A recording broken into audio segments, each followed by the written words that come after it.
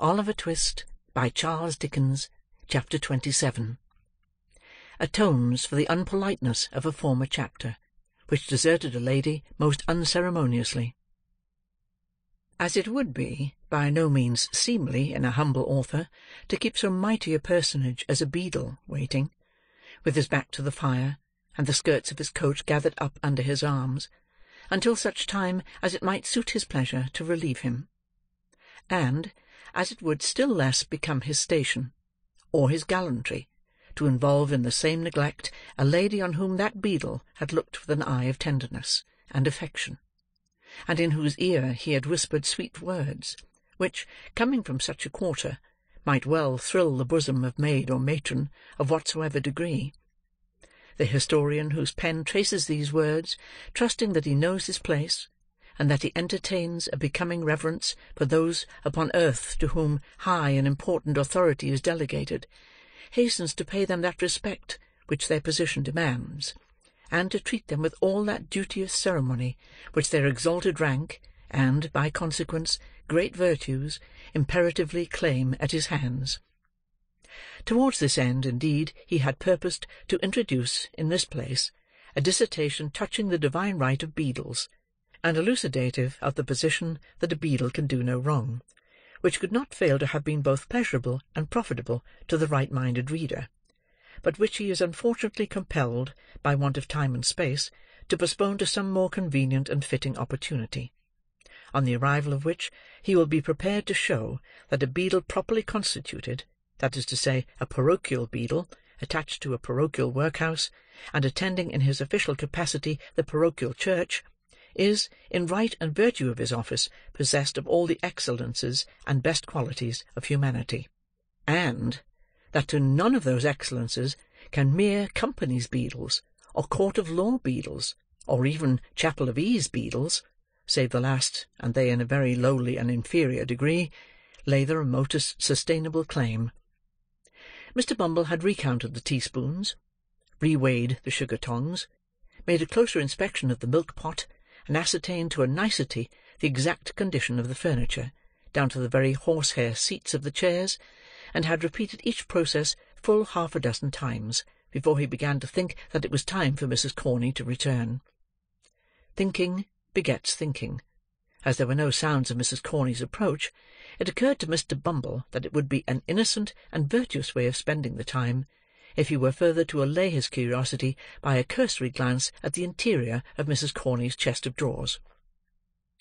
Having listened at the keyhole, to assure himself that nobody was approaching the chamber, Mr. Bumble, beginning at the bottom, proceeded to make himself acquainted with the contents of the 3 long drawers, which, being filled with various garments of good fashion and texture, carefully preserved between 2 layers of old newspapers, speckled with dried lavender, seemed to yield him exceeding satisfaction. Arriving in course of time at the right-hand corner drawer, in which was the key, and beholding therein a small padlocked box, which, being shaken, gave forth a pleasant sound, as if of the chinking of coin, Mr. Bumble returned with a stately walk to the fireplace, and, resuming his old attitude, said, with a grave and determined air, "I'll do it." He followed up this remarkable declaration by shaking his head in a waggish manner for 10 minutes, as though he were remonstrating with himself for being such a pleasant dog; and then he took a view of his legs and profile with much seeming pleasure and interest. He was still placidly engaged in this latter survey, when Mrs. Corney, hurrying into the room, threw herself in a breathless state on a chair by the fireside, and covering her eyes with one hand, placed the other over her heart, and gasped for breath. "Mrs. Corney," said Mr. Bumble, stooping over the matron, "what is this, ma'am? Has anything happened, ma'am? Pray answer me. I'm on—" Mr. Bumble, in his alarm, could not immediately think of the word tenterhooks, so he said, broken bottles. "Oh, Mr. Bumble!" cried the lady, "I've been so dreadfully put out." "Put out, ma'am!" exclaimed Mr. Bumble. "Who has dared to—" "I know," said Mr. Bumble, checking himself with native majesty. "This is them wicious paupers." "It's dreadful to think of," said the lady, shuddering. "Then don't think of it, ma'am," rejoined Mr. Bumble. "I can't help it," whimpered the lady. "Then take something, ma'am," said Mr. Bumble soothingly. "A little of the wine?" "Not for the world," replied Mrs. Corney. "I couldn't. Oh! The top shelf in the right-hand corner. Oh!" Uttering these words, the good lady pointed distractedly to the cupboard, and underwent a convulsion from internal spasms. Mr. Bumble rushed to the closet, and, snatching a pint green-glass bottle from the shelf, thus incoherently indicated, filled a teacup with its contents, and held it to the lady's lips. "Oh, I'm better now," said Mrs. Corney, falling back after drinking half of it. Mr. Bumble raised his eyes piously to the ceiling in thankfulness, and bringing them down again to the brim of the cup, lifted it to his nose. "Peppermint!" exclaimed Mrs. Corney in a faint voice, smiling gently on the beadle as she spoke. "Try it. There's a little something else in it." Mr. Bumble tasted the medicine with a doubtful look, smacked his lips, took another taste, and put the cup down empty. "It's very comforting," said Mrs. Corney. "Very much so indeed, ma'am," said the beadle. As he spoke, he drew a chair beside the matron, and tenderly inquired what had happened to distress her. "Nothing," replied Mrs. Corney. "I'm a foolish, excitable, weak creature." "Not weak, ma'am," retorted Mr. Bumble, drawing his chair a little closer. "Are you a weak creature, Mrs. Corney?" "We're all weak creatures," said Mrs. Corney, laying down a general principle. "So we are," said the beadle. Nothing was said on either side for a minute or two afterwards. By the expiration of that time, Mr. Bumble had illustrated the position by removing his left arm from the back of Mrs. Corney's chair, where it had previously rested, to Mrs. Corney's apron-string, round which it gradually became entwined. "We are all weak creatures," said Mr. Bumble. Mrs. Corney sighed. "Don't sigh, Mrs. Corney," said Mr. Bumble. "I can't help it," said Mrs. Corney, and she sighed again. "This is a very comfortable room, ma'am," said Mr. Bumble, looking round. "Another room, and this, ma'am, would be a complete thing." "It would be too much for one," murmured the lady. "But not for two, ma'am," rejoined Mr. Bumble in soft accents. "Eh, Mrs. Corney?" Mrs. Corney drooped her head when the beadle said this. The beadle drooped his, to get a view of Mrs. Corney's face. Mrs. Corney, with great propriety, turned her head away, and released her hand to get at her pocket-handkerchief, but insensibly replaced it in that of Mr. Bumble. "The board allows you coals, don't they, Mrs. Corney?" inquired the beadle, affectionately pressing her hand. "And candles," replied Mrs. Corney, slightly returning the pressure. "Coals, candles, and house rent free," said Mr. Bumble.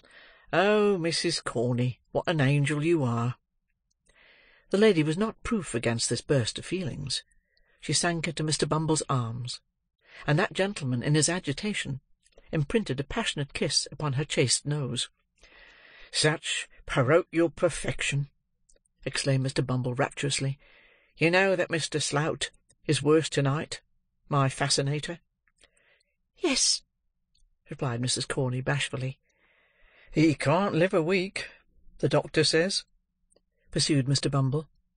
"He is the master of this establishment. His death will cause a vacancy. That vacancy must be filled up. Oh, Mrs. Corney, what a prospect this opens! What an opportunity for a jining of hearts and housekeepings!" said Mr. Bumble, bending over the bashful beauty. "The one little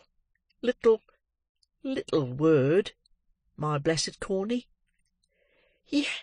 Yes," sighed out the matron. "One more," pursued the beadle. "Compose your darling feelings for only one more. When is it to come off?" Mrs. Corney twice essayed to speak, and twice failed. At length, summoning up courage, she threw her arms around Mr. Bumble's neck, and said, it might be as soon as ever he pleased, and that he was a irresistible duck. Matters being thus amicably and satisfactorily arranged, the contract was solemnly ratified in another teacupful of the peppermint mixture, which was rendered the more necessary by the flutter and agitation of the lady's spirits. While it was being disposed of, she acquainted Mr. Bumble with the old woman's decease. "Very good," said that gentleman, sipping his peppermint. "I'll call at Sowerberry's as I go home, and tell him to send to-morrow morning. Was it that as frightened you, love?" "It wasn't anything particular, dear," said the lady evasively. "It must have been something, love," urged Mr. Bumble. "Won't you tell your own bee?" "Not now," rejoined the lady. "One of these days, after we're married, dear." "After we're married!" exclaimed Mr. Bumble.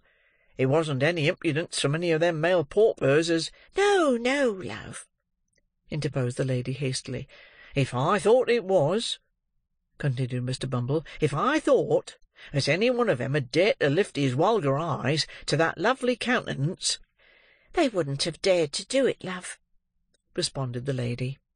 "They had better not," said Mr. Bumble, clenching his fist. "Let me see any man, parochial or extra-parochial, as would presume to do it, and I can tell him that he wouldn't do it a second time." Unembellished by any violence of gesticulation, this might have seemed no very high compliment to the lady's charms; but, as Mr. Bumble accompanied the threat with many warlike gestures, she was much touched with this proof of his devotion, and protested, with great admiration, that he was indeed a dove. The dove then turned up his coat-collar, and put on his cocked hat, and having exchanged a long and affectionate embrace with his future partner, once again braved the cold wind of the night, merely pausing for a few minutes in the male paupers' ward to abuse them a little, with the view of satisfying himself that he could fill the office of workhouse-master with needful acerbity. Assured of his qualifications, Mr. Bumble left the building with a light heart, and bright visions of his future promotion, which served to occupy his mind until he reached the shop of the undertaker. Now Mr. and Mrs. Sowerberry having gone out to tea and supper, and Noah Claypole not being at any time disposed to take upon himself a greater amount of physical exertion than is necessary to a convenient performance of the two functions of eating and drinking, the shop was not closed, although it was past the usual hour of shutting up. Mr. Bumble tapped with his cane on the counter several times, but attracting no attention, and beholding a light shining through the glass window of the little parlour at the back of the shop, he made bold to peep in and see what was going forward. And when he saw what was going forward, he was not a little surprised. The cloth was laid for supper. The table was covered with bread and butter, plates and glasses, a porter-pot, and a wine-bottle. At the upper end of the table, Mr. Noah Claypole lolled negligently in an easy chair, with his legs thrown over one of the arms, an open clasp-knife in one hand, and a mass of buttered bread in the other. Close beside him stood Charlotte, opening oysters from a barrel, which Mr. Claypole condescended to swallow with remarkable avidity. A more than ordinary redness in the region of the young gentleman's nose, and a kind of fixed wink in his right eye, denoted that he was in a slight degree intoxicated. These symptoms were confirmed by the intense relish with which he took his oysters, for which nothing but a strong appreciation of their cooling properties in cases of internal fever could have sufficiently accounted. "Here's a delicious fat one, Noah, dear," said Charlotte. "Try him, do. Only this one." "What a delicious thing is an oyster," remarked Mr. Claypole, after he had swallowed it. "What a pity it is. A number of 'em should ever make you feel uncomfortable, isn't it, Charlotte?" "It's quite a cruelty," said Charlotte.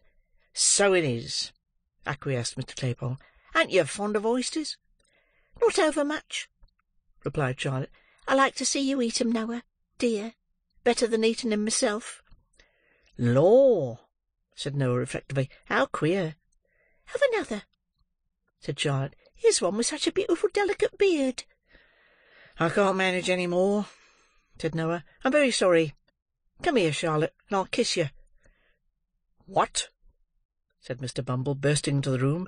"Say that again, sir." Charlotte uttered a scream, and hid her face in her apron, Mr. Claypole, without making any further change in his position than suffering his legs to reach the ground, gazed at the beadle in drunken terror. "Say it again, you wile, audacious fellow," said Mr. Bumble. "How dare you mention such a thing, sir? And how dare you encourage him, you insolent minx?" "Kiss her!" exclaimed Mr. Bumble in strong indignation. "Faugh! I didn't mean to do it," said Noah, blubbering. "She's always a-kissing of me, whether I like it or not." "Oh, Noah!" cried Charlotte reproachfully. "You are. You know you are," retorted Noah. "She's always a-doing of it, Mr. Bumble, sir. She chucks me under the chin, please, sir, and makes all manner of love." "Silence!" cried Mr. Bumble sternly. "Take yourself downstairs, ma'am. Noah, you shut up the shop. Say another word till your master comes home at your peril, and when he does come home, tell him that Mr. Bumble said he was to send a old woman's shell after breakfast tomorrow morning. Do you hear, sir?" "Kiss him!" cried Mr. Bumble, holding up his hands. "The sin and wickedness of the lower orders in this parochial district is frightful. If Parliament don't take their abominable courses under consideration, this country's ruined, and the character of the peasantry gone for ever." With these words, the beadle strode with a lofty and gloomy air from the undertaker's premises. And now that we have accompanied him so far on his road home, and have made all necessary preparations for the old woman's funeral, let us set on foot a few inquiries after young Oliver Twist, and ascertain whether he be still lying in the ditch where Toby Crackit left him. Chapter 27